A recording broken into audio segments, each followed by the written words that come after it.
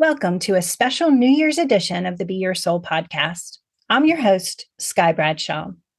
We thought it would be fun to do a special edition episode to talk about what 2024 might have in store for us.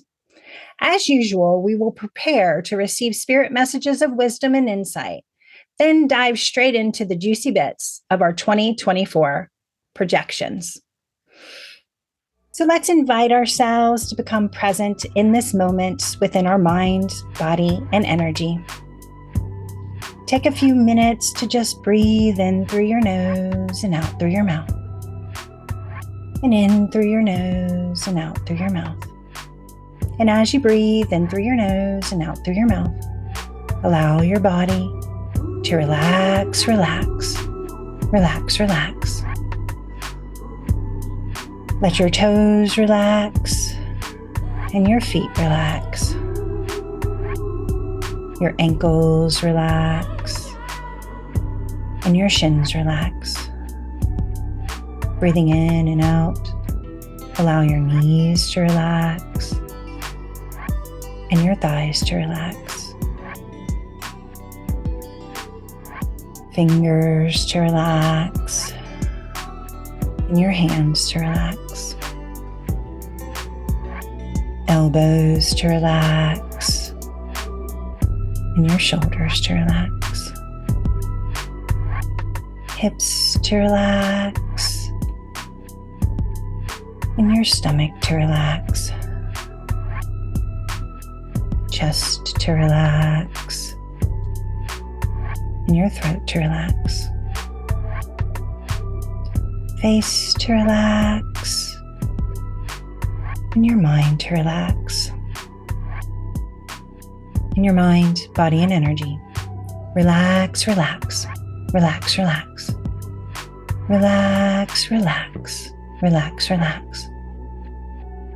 relax, relax, relax, relax.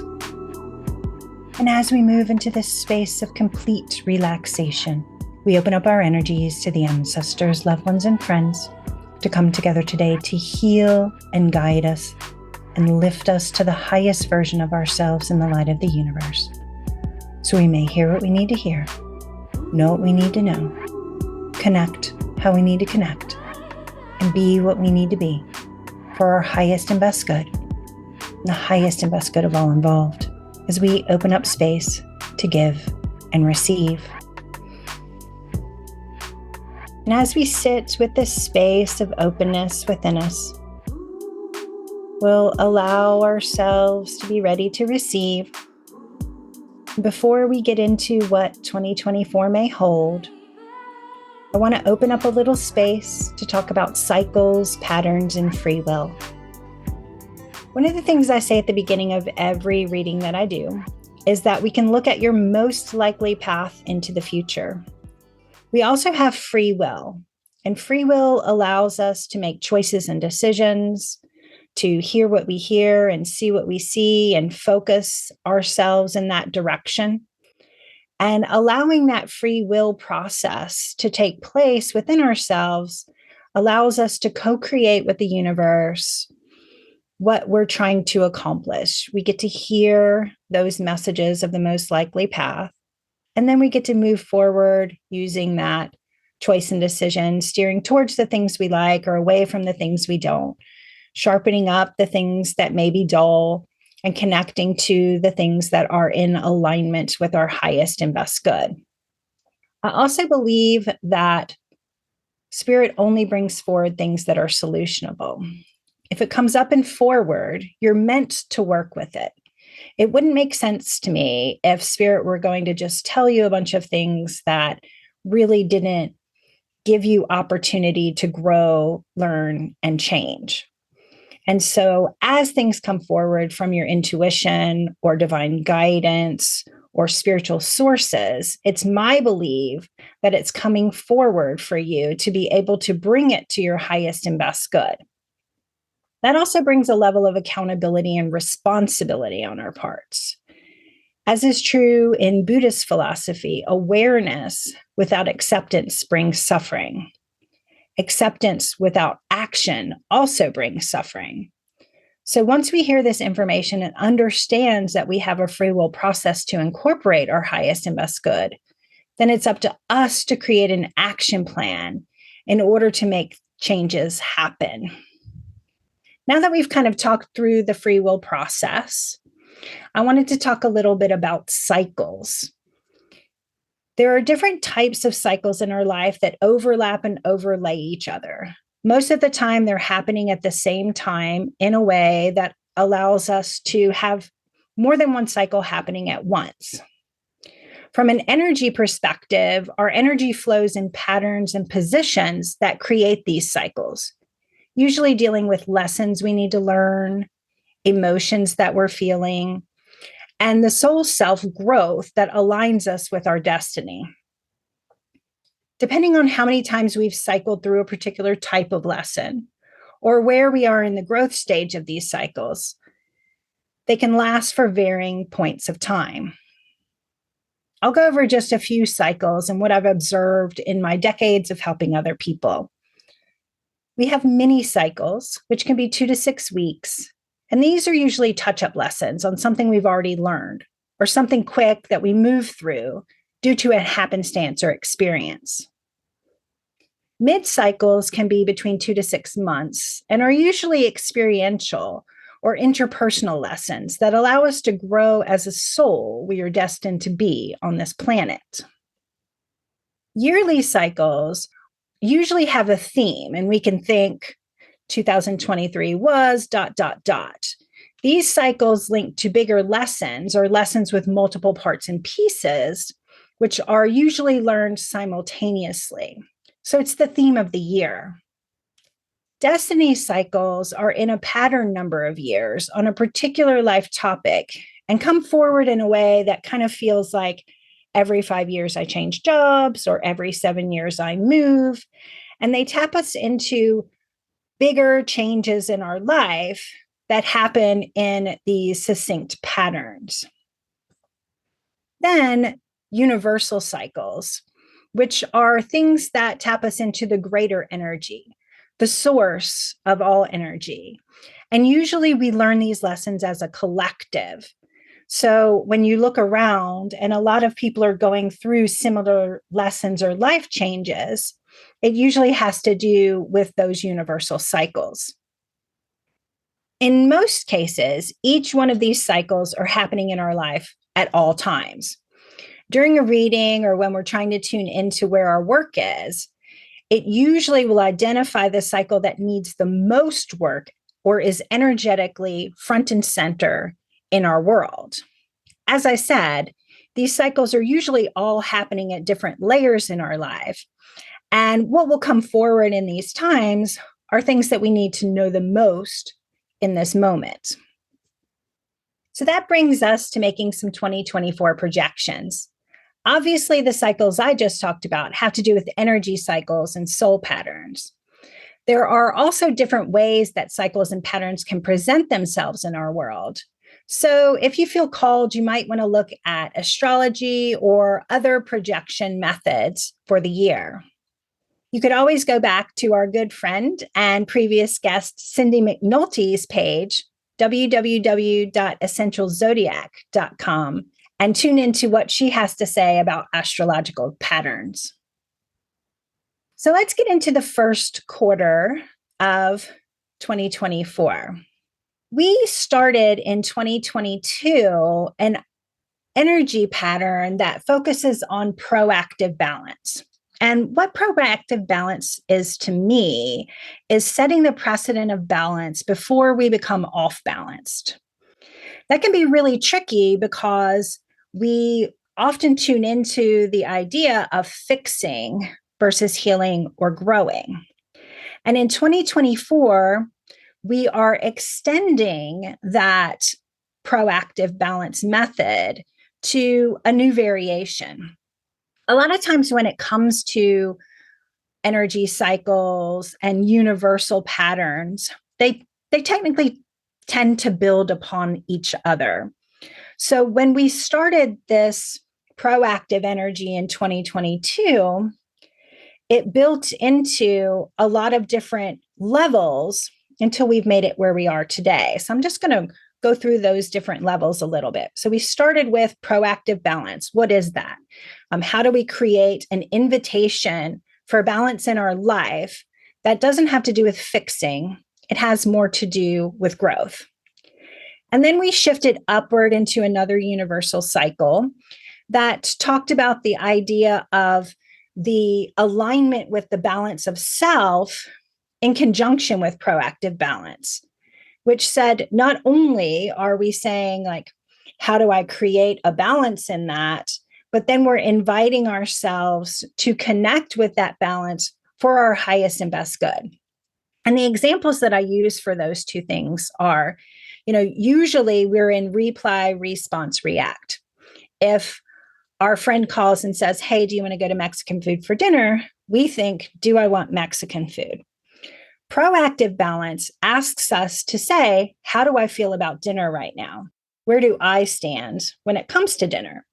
And the answer may be the same, but the energy behind it is very different. Because when we're in reply, response, react, we're basing our choices and decisions off of someone else's energy. When we tune in, how do I feel about dinner? We're checking in with our own personal energy and then making choice, decision, and action. As we moved into 23, we added the question, and does my choice and decision support my highest and best good?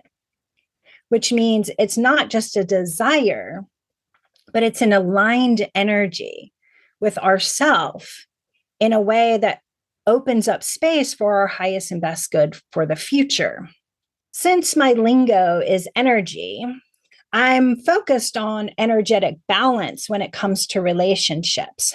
But this comes forward in mundane ways, which talks about agreements, interactions, and connections.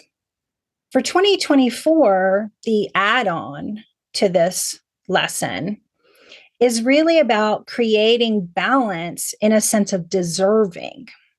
So not only aligning with the self when you ask yourself the question and seeing if your answer is created in your highest and best good, then it's also about creating a receipt of balance that says, I am not putting my needs above their needs or their needs above my needs. This just is, as far as energy goes. One thing we take into consideration is gratitude and how gratitude and deserving can play off of each other or take away from each other. And that's in a healthy way or unhealthy way. And so we look at, I can have gratitude that my friend wants to take time to spend dinner with me. But it doesn't mean that my friend owes me a favor because they want to spend time with me. We're balanced and equal in our connection in the relationship. And so therefore, I'm not going to put their time above my time or put them on a pedestal saying that they're doing me some great favor for connecting in a balanced way. And that's where we can get off in other ways. And paying attention to that in the beginning of 2024 is going to be really important. We can say, I'm grateful my friend wants to spend time with me, but it doesn't mean that I am not deserving of their time or that they are more deserving of a choice than I am. And so tuning in how that true agreement of balance is created and your perspective when it comes to that. Because we think about, putting people on pedestals because we feel they are more deserving. And anytime we do that, then we're technically aligning ourselves beneath them or at their feet. And so how you keep your relationship strong is being able to see eye to eye in a way that says, these are your strengths and I am grateful for them. And I honor that we have this friendship. And these are my strengths that I am grateful for. And I'm honored to bring them to this relationship. And it creates a healthy balance in that space.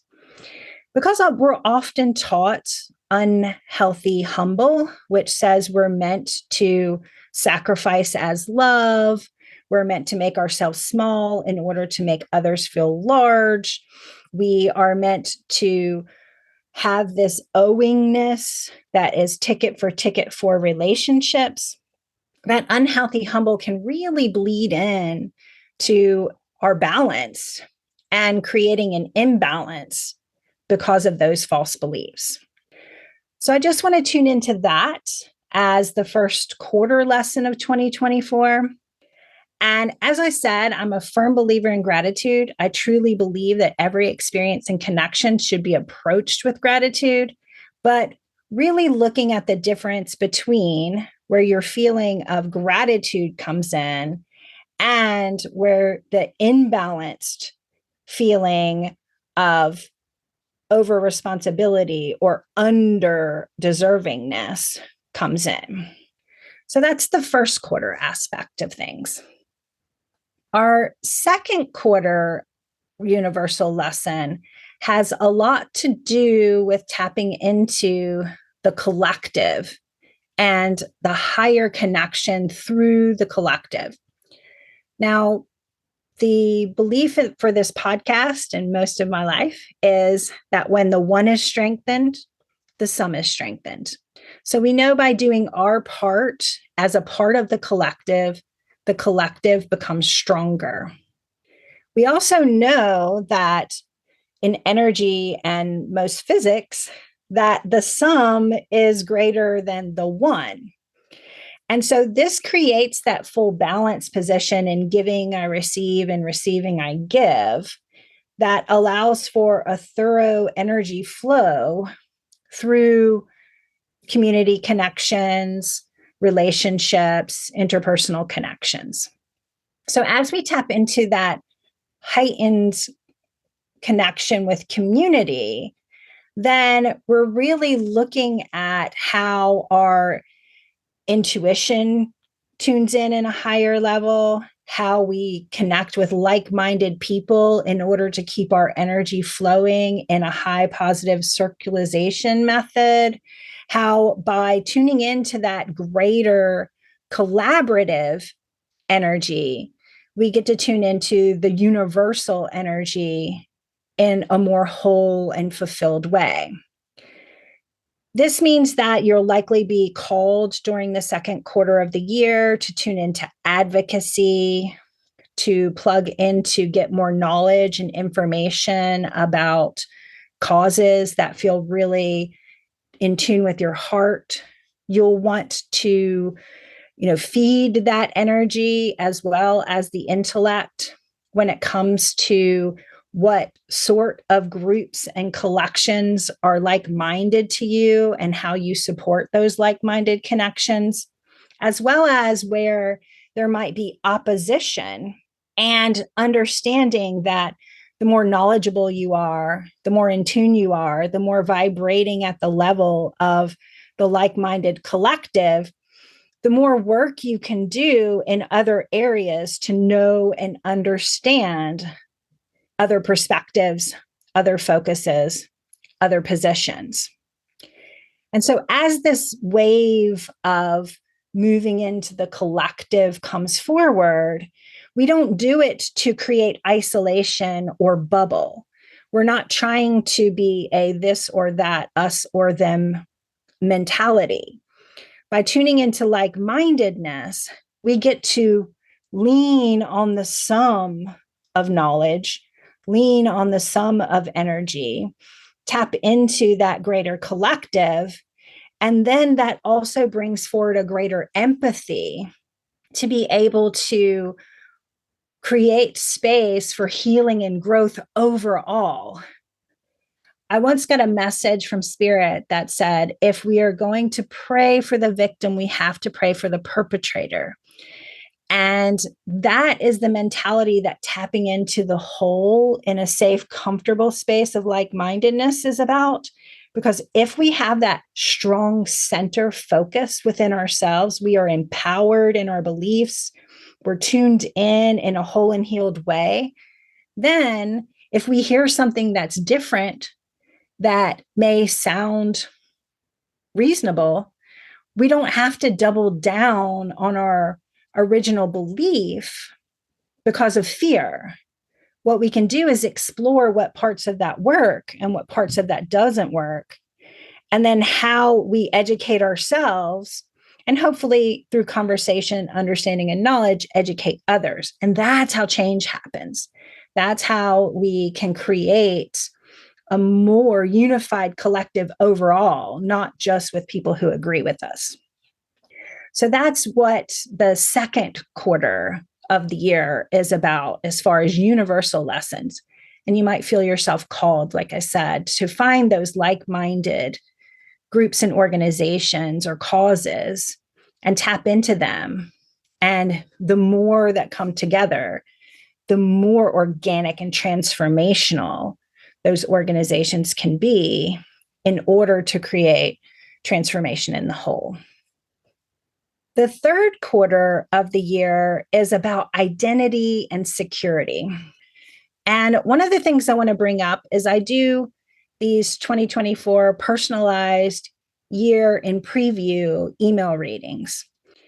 And so at the end of 23, I did, many of these readings. And one thing that came forward in almost every single one was paying attention to cybersecurity, online identity, that sort of password protection aspect. And that was in the third quarter. So I'm going to go ahead and put this out there in that way. Don't find out by me being right. Find out by bypassing this message and change your passwords. Be a little bit more diligent. Tune in a way that allows for you to bypass this message altogether. So as the third quarter starts, go ahead and double down in those areas and take care of it before it's a problem. That's what proactive balance is. So along with that, we're also going to be working on the interpersonal message of identity and security. And a lot of that has to do with feeling a sense of self-trust. If we trust ourselves and we trust who we are, then trust moves into respect. Respect moves into confidence. Confidence moves into assurity. And that assurity allows us to be who we are without shame, fear, or doubt. And so as you're tuning into that cybersecurity, you also want to go inward into your internal circuits, into your energy field, and look at how you feel about yourself personally. And, one of my big beliefs is truth brings choice. We cannot know where we are going if we don't know where we are. And during this third quarter, it's really important to have that sense of self and the feeling of confidence within yourself. So you're not fighting against yourself as you're trying to work through the rest of the year. You're understanding, here's my strengths, here's my weaknesses, here's how I'm going to sharpen my strengths, here's how I'm going to work on my weaknesses. And then we're not having multiple battles in the universe that says, well, first I have to fight myself. Now I have to fight the opposer. Now I have to fight the collective. And instead we go like, if I can stand in that center, be sure of who I am, trust myself, know myself, be myself, then whether I am right or wrong, I'm still in my center. And when I'm wrong, I can say I'm wrong without feeling like I have to put these walls up to double guard myself. And when I'm right, then I can listen and have good conversation without feeling like someone who is opposing to me is infiltrating me. I'm observing, not absorbing what's going on around me. So that sense of safety and security within the self is a really important universal connection. So we can identify how we stand in our center, stand in our self-trust, and feel empowered in those spaces without feeling like we're getting blown around by a lot of the shifts and changes that are going to be happening during that quarter. The other thing that I want to mention, because I'm always putting caveats on things, is that this isn't righteous indignation. It isn't like, I am who I am, get over yourself if you don't like me. It's more along the lines of, I am who I am, period, on the end of the sentence. And we don't have to push when we're sure. We don't have to convince others we are who we are if we feel we are who we are and can be strong in that. Now, there are going to be layers and layers of other things I could say about this, but it's really about the for, not the against. If I stand for me, if I stand for what I feel, what I believe, who I am, how I stand, then my energy is coming from within me in a strong, sturdy, and secure way.